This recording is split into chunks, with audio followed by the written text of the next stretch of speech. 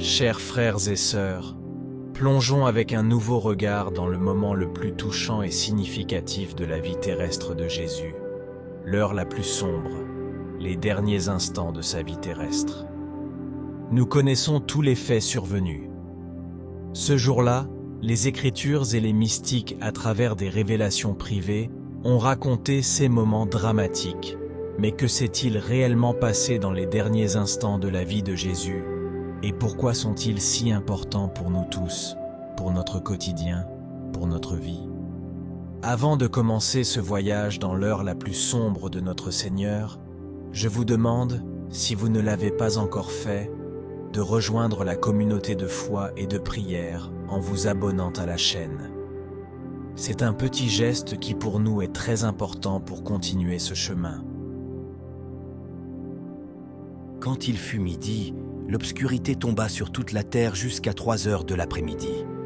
À 3 heures, Jésus cria à haute voix, « Éloi, Éloi, lema sabachthani » ? Mon Dieu, pourquoi m'as-tu abandonné » ? Épuisé sur la croix, Jésus touche le fond de la misère, de la douleur, de la désolation humaine. Il plonge dans la solitude de nous pécheurs pour mourir de notre même mort. Jésus, le Fils de Dieu, est déchiré dans la chair, suspendu à la croix, humilié, impuissant et souffrant. Il subit son destin. Le cri déchirant de Jésus traverse nos ténèbres.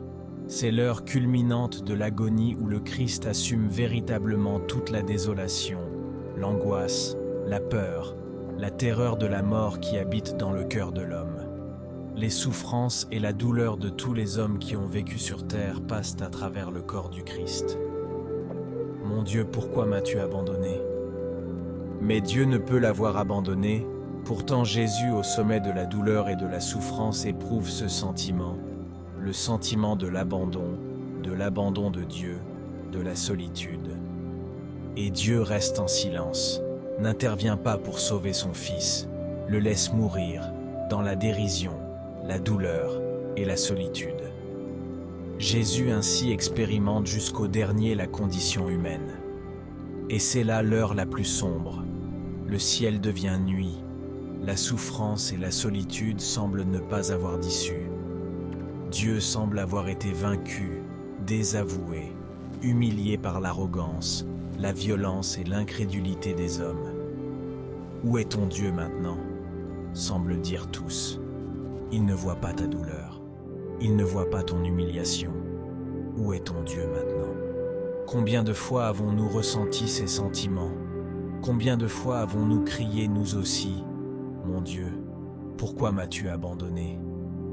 Quand les événements dépassent notre vie, quand la souffrance est trop grande, quand nous ne comprenons pas pourquoi nous devons subir tout ce mal, quand nous ne comprenons pas pourquoi cela nous arrive, nous aussi désespérés nous crions « Mon Dieu, pourquoi m'as-tu abandonné ?»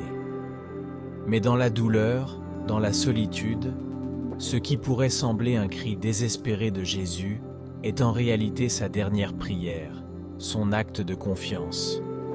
Jésus appelle « Mon Dieu, mon Dieu ».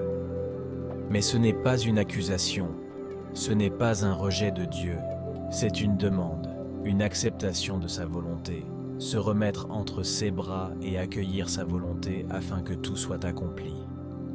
Alors que Jésus meurt, il place sa confiance inconditionnelle dans le Père et la maintient même dans le moment de la souffrance, de la solitude et de la mort. Jésus est seul, moqué, humilié par ceux présents qui cherchent à prolonger sa vie pour voir si son Dieu viendra le sauver. Mais cela n'arrivera pas. Seul, dans la douleur, dans la solitude, raillé, Jésus meurt. L'heure la plus sombre, l'heure de la douleur et de la solitude est l'heure que Jésus a choisi de partager avec nous tous. La croix du Christ est la mienne, et la tienne, et la croix que chacun de nous porte pendant sa vie. C'est la douleur qui fait sursauter, c'est la tristesse, c'est la colère, c'est la déception qui fait demander « Dieu, pourquoi m'as-tu abandonné ?» Mais la croix n'est pas éternelle, même si elle devait durer toute la vie, même si elle accompagne chaque jour, la croix n'est pas éternelle. Car après vient Pâques, le jour de l'étonnement, Le jour où l'on court vers le tombeau, et sale de terre et essoufflé, on reste incrédule. La pierre n'est plus là, le corps de Jésus n'est plus là. C'est le jour où la bonne nouvelle saute de bouche en bouche, c'est le jour de l'étonnement et de la joie, c'est le jour de la vie, c'est le jour de la fête. Pâques rachète nos péchés, Pâques rachète nos souffrances, et même la mort n'assume plus l'aspect de la douleur et de la souffrance finale.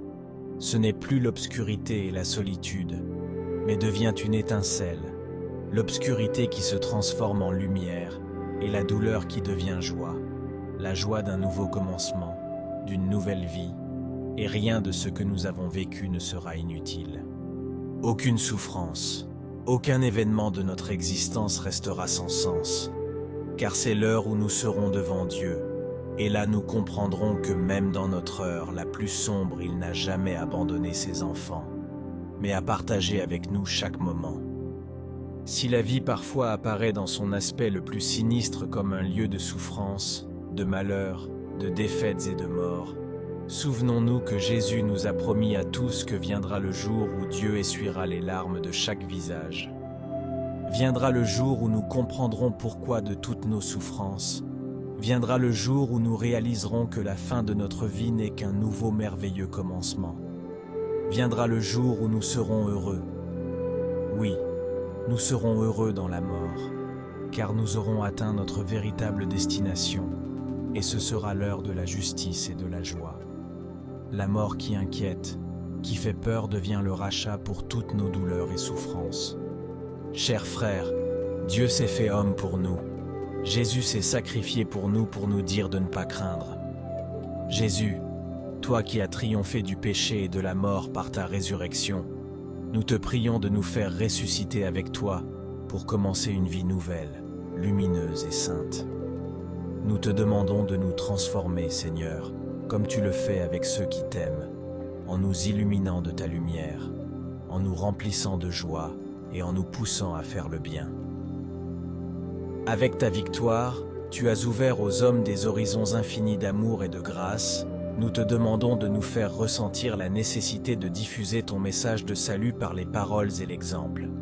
Accorde-nous la force et le courage de travailler pour la venue de ton royaume, que ce soit le désir ardent de partager avec toi ta beauté et ta lumière pour toujours.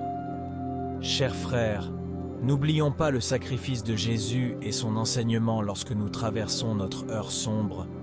Confions-nous à sa volonté comme Jésus nous l'a enseigné. Écrivez dans les commentaires ce que vous en pensez, vos opinions et demandes. N'oubliez pas de vous abonner à la chaîne pour ne pas manquer les nouvelles vidéos. Que Dieu bénisse nous tous.